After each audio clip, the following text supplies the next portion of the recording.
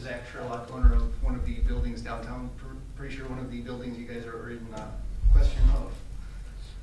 It hasn't been rented out for a couple of years. The lady that was renting out formerly died during the COVID, and business has not been good since COVID. Not a lot of people, like John has said, are looking to go down and rent out a building in Mars. I don't think I've had probably 2 phone calls that want, 3 phone calls that want to buy it, are interested in purchasing it for a fifth of what it's worth. Had one conversation with somebody, we've come up with a reasonable number, but it's just something that has not, to this point, gone anywhere. I've also talked to the chamber about several, as Richard was just saying, several opportunities of looking at different things, and no, it probably wasn't something that was pushed up until here this past month, but nobody's reached out and contacted me about anything sitting empty. So all of a sudden, we're coming up with this new law we want to put in the books, which, again, I agree with John, kind of seems like a little bit of government overreach from the city, because we are trying to do something. Like you said, we don't want to just leave a building sit there empty, because it's not doing anybody any good. But at the same time, you gotta, where the economy is at, where things are at, and yeah, we've talked to the city, and they wanted to get in and look at stuff, and we've gone in and looked at stuff. I don't know, I know the guy next door to me, one of the other buildings, probably hasn't been as responsive, and there's times where I haven't either when I've been at work and just haven't been able to, as in one of those jobs where I couldn't jump off the phone in a 9-to-5 setting and say, yeah, let's have a conversation. Outside of those hours, for sure, but that's not the hours that they were doing business. So it's a little bit harder to have a conversation at that point in time, so. I just, again, agree with John that it's a little bit of a government overreach. There's other ways that we can have these conversations and we can continue this forward with these laws that are already in the book. So that's my 2 cents worth. Hey, hold on a second, if you would, please. Yeah. You're Ironsides, right? Correct. Yeah, okay. You mentioned value, and I have no clue, but I am gonna ask you a question. Mm-hmm. People have offered you a fifth of what it's worth. Yep. One of the other buildings that's maybe a subject here that, you know, Yep. has been offered 10 times what it's worth. And I'm not just throwing numbers out there, but where are you coming up with your worth value? That's my question. Is it the assessed value? Is that what what number are you putting on for worth? A lot of the buildings downtown have gone for sale. I mean, some of them, yeah, that one building went for $7,000 12 years ago because it was for sale for 10 years before that, and nobody was interested in buying it, so the guy was just finally, I just want to get rid of it and get out of town and move on with my life. Okay. So he sold it for $7,000. Right. A lot of the buildings downtown, from what I've seen, are assessed in the $60,000 to $70,000 range. Right. A lot of them recently, in the past couple of years, have gone for anywhere from 75 to 120,000. When you got someone coming in and calling you and saying, hey, we will give you, we want to buy your building, it's sitting there empty, so we just want to take it off your hands cheap, like that $7,000 bid. It's like, I'm not interested in just selling it for that and getting rid of it. It's worth more to me sitting empty than it is giving it away. Yeah, and a lot of the Coley buildings are where those comps are coming out of, the 6 and the 75,000. Mhm. They're 16, so I was just curious, because in my line of work, I have a lot of people say, well, it's worth this, and where'd you get your number? Well, my plumber says it's worth this. And some okay, people, well, it's a matter of opinion what it's worth. exactly, and so I just, you know, but if you were gonna say, well, I think it's worth $500,000, well, okay, now we know who else has rocks in their head, okay, so. Right. So, but I'm always If you curious. give me $500,000, I'll sell it tomorrow. I'm sure you would. Is that an offer? Sounds like it's me. Ain't one that's worth a crap. But anyway. John's offering 2 for 1. But no, I was kind of curious. So the cities wanted to go into your building, you guys have gone in. Yeah, we were in there a week The ago. chamber came Chamber came in, I guess, yeah. Okay. I was just curious. Yep. Thank you. Thanks.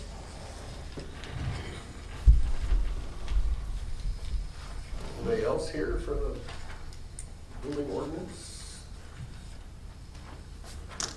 Or vacant building ordinance, I guess I should say.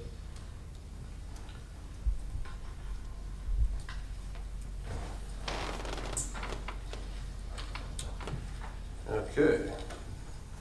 Well, not seeing anybody jump up, we'll close the time for public written written or oral objections and discuss it as a council. The first question I have is probably to Mike Murphy. The code that John is citing, can we make it to where we can get access? That's exactly what I was gonna ask, can we amend that code? Yeah, because the one thing is in here it says that a lot of these buildings share common walls. They share lot lines, but most of the buildings have their own separate wall. As that code is written now, I do not believe it enables the city to enter a building without permission from the owner, for any reason. So amending that ordinance likely would have the same effect as a new ordinance. I mean, we're wanting a way to get into a vacant building. So the answer to your question, yeah, we probably could amend it to reach the same conclusion, but I think it's gonna be very similar to what we have here. But if we feel that there's potential for pests, and I'll just use bats or foundational infiltration of water, then why can't we lean on the one we have and say? It would have to be changed. To me, I think that sets you up for more argument and more, debate on whether you're allowed in there or not. Jason. And who you're picking on, and, and those types of things. Jason, how did we know on Coley's, on the one where we blocked it off? Or the facade started coming off? Yes, I mean, you could stand in front of the building and see it pulled away. okay, that's how we determined. Yeah, it was exterior, I mean. you I could knew it was physically- exterior, but it was also foundational, right? Well, we could physically see it from the exterior of the building. Right, okay, I was just asking. Yeah. Now, I mean, so, some of this, okay, so say a roof collapsed, a portion of a roof collapsed. We, Greg, I, whoever, I mean, we don't know that happened by standing on the sidewalk looking at it. Giving us access into a building, we would be able to see that. But, I mean, yeah, so there's some stuff you can see from standing outside. Correct. Some stuff you're not gonna know until you're inside the building. I mean, it might not be to a point where it's a dangerous or condition, but,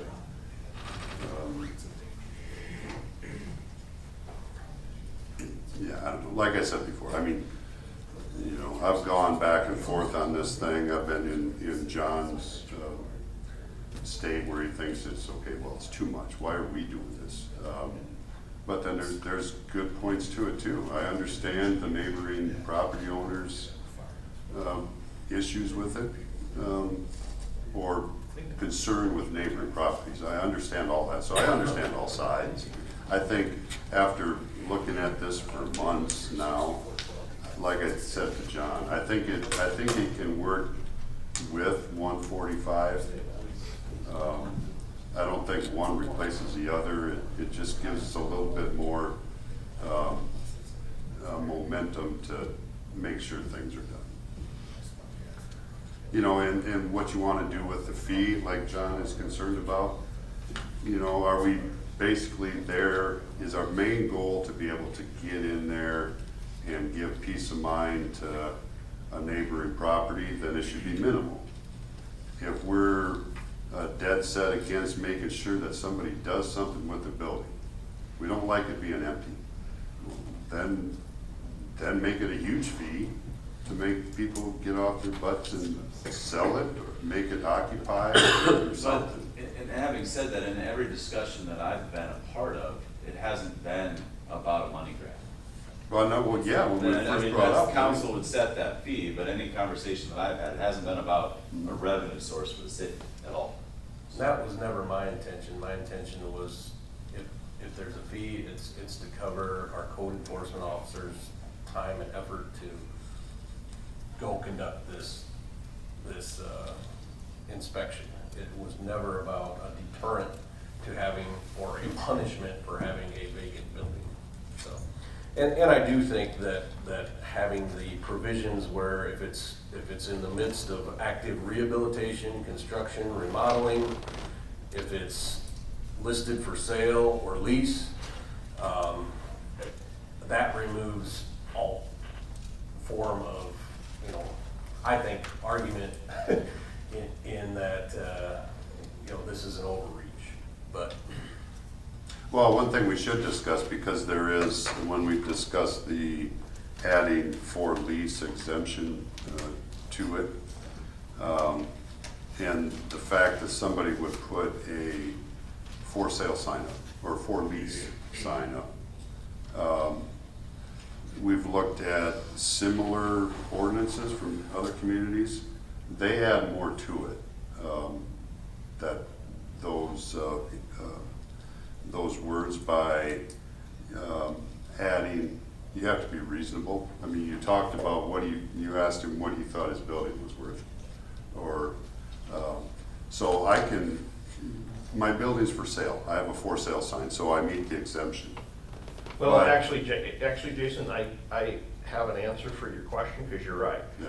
And that's why on the portion you guys added, which was administration council approved add the exception for buildings actively offered for lease, and I added or sale for 1 year. Because anybody could go, I want $1 million for it's for sale. Exactly. Well, no, that's only for 1 year. You want to play that game, go ahead. You know, you'll get real estate brokers to take it at a stupid number, just hoping they catch something. Okay, but, so you put a time limit on that. But, I know let me just say, yeah, Go ahead. I know Go one ahead. example of an ordinance I looked at was you had to be in a certain percentage, your asking price had to be in a certain percentage of the listed assessment value. I mean, so if your building's assessed at 80,000, you couldn't ask $1 million. right. Because that's unreasonable. You had to be within a reasonable price. That would be a solution to that. My question is gonna be, my main question, I've got several, and I don't wanna hog the microphone, guys, but one question I have is, we talk about vacant or unoccupied. A lot of buildings, Terry Clausen's a perfect example. He knows from tip to toe, his building is redone. He doesn't have to go upstairs, but a lot of these buildings, when they're the main level business, they never, ever, ever go upstairs. A lot of the entrances to those buildings are exterior of their building anyway, so they don't know if their roof is shot, if bats are flying in and out. So why are we saying to unoccupieds, this is the standard, but to the occupied? So one thing I also added in mine is every level. So if I own a business and I own a, I don't know, clothing store, but I do never go in the upstairs. My upstairs is now, if I was to support this, I'd say that upstairs has to be at the same standard we're holding unoccupied. We discussed that, and we thought that was overreach. We thought that if the building was occupied, the person that's in there would know if there's a problem on the building they're in. But they don't, Mike, because they don't even go up there. And a lot of times it's 2 stories up, and a lot of times the entrance to those upper levels isn't even in their shop, they can't. So, I mean, I'm thinking of several buildings I know of that they can't enter the upstairs without going outside and going up. Well, they don't go up there. Now, do I know none of them go up there? John, go ahead. Well, my building has said all the windows were plywooded up because they didn't want to spend money to replace the windows, so obviously that upstairs has been used. My dad retired that upstairs because tenants above caused issues for the businesses below with spills and overflow toilets and whatnot. You run into a lot of issues, so. So you're saying that the lower level knew there was a problem upstairs, right? Yeah, the reason there's nobody upstairs when my dad owned the building is because it used to be apartments and offices. People don't go upstairs anymore. It's all gonna be on the level, especially if they're older. And it does cause issues for other people. The people living in the apartments, odors and, they burn something in the oven or, so that has never been restored. Now, Clausen's would be different, I think, because they're the owners and they're living above their space. But there's another dynamic when you have to have both levels. And now if you're saying that the floor is vacant upstairs and that's an issue, I mean, I go up there occasionally, but no, I don't get up there that often. And access for the tenant to get up there, but I don't think, they don't utilize that space. So then, once again, your code is gonna get, But John, I think we're agreeing. what you're saying, you want access, whether it's empty upstairs. I'm saying the same standard should be across the board. Across upstairs and Okay. downstairs. I'm saying the same standard. If we're gonna impose it on an empty vacant building, then why not empty vacant levels? Because if your roof starts to leak, you may or may not see it. If you got bats in and out of there for a couple of years, you may or may not see it. So that's all I'm saying. Yeah. In most instances, wouldn't it affect the lower level of the same building before it would affect the people next doors? So I'm kind of thinking that we shouldn't have the additional overreach if you're occupying the main floor. That guy's kind of the one who knows something's going on. Yeah. I mean, most things aren't gonna go out before they come down.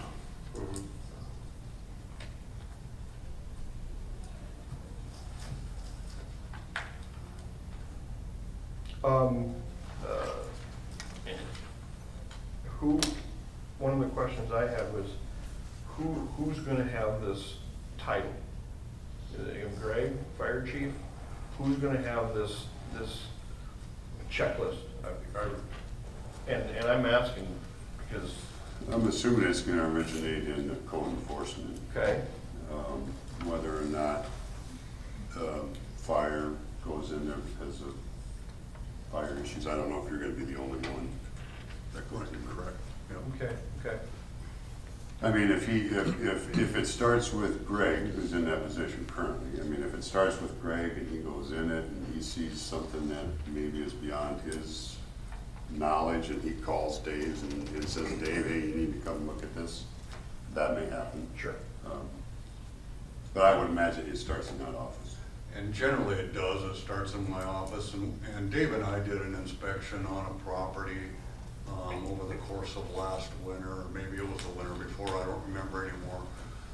But I got the complaint, I visited with Dave on it, they say this is the nature of the complaint. We got a hold of the property owner who gave us a tour of most all of the facility. It was apartments.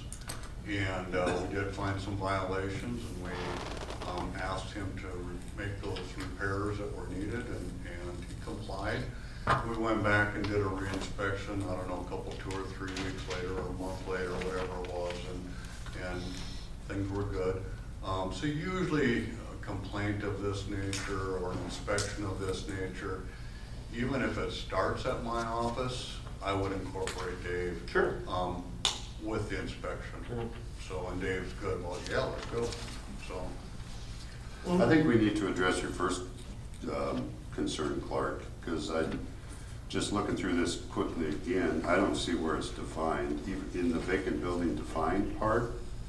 Okay, so in the scenarios you're bringing up, if somebody does have a business in the bottom, but the upper level is empty, That's one building, is that vacant? that's one building, so that is not vacant. So if somebody has an apartment up top and somebody's living up there, but the bottom level is vacant, there's One no building, business. and there's someone occupying it, not vacant. Okay. I don't know how you feel about that. You said it should Well, apply to I did. Well, if we make that change that Clark's discussing, we have to start over from square one, because it affects a lot more people. And that's a substantive change that we'd have to start over with the first reading, is my opinion. And I'm gonna say, I don't think you should waste, I don't think we should waste the time starting over. And the reason I'm saying that is because I'm with John, I'm with Mr. Sherlock on that. I think the overlying factor is we're in a crappy economy. And it's got all the signs of looking like it's gonna get worse. So to try to fill buildings with businesses right now is a great goal. And I can't help it that we've got a few property owners that are being stubborn and that, but right now I just myself think it is a bit of an overreach. And that's kind of where I'm leaning. And I have not had a single issue in 9 years where I don't know quite, because I can see it both ways, I can totally see it both ways. So, Did you have other things that you wanted, you thought should be changed? You mentioned the 180 should be a year, right? yes, the 180 for sure, you know, would go to a year. I like your idea, Jason, of percentage of the assessed value. It's not odd right now for properties to sell easily in the 35% of the assessed value over the, you know, so that's not at all odd. I could even go up to 50% over the assessed value because it is downtown and some of those buildings were extremely inflated. I hope you guys understand what I'm saying about, because I agree with Mr. Murphy, one building, one occupant, okay? But if I'm going into my business through the front door and the back door, and the only way I'm getting into the other part is to go outside, go up the stairs, and go into that level, I disagree. If they have separate owners, then it's different, but if it's owned by one entity, Right. then you follow. Oh, yeah, I definitely follow what you're saying. I definitely follow what you're saying. I myself would like to see us look into enforcing, changing the ordinance we have in place and trying to facilitate what it is we're doing here. And be able to get into these buildings through, and if we have to change it, we look into doing that.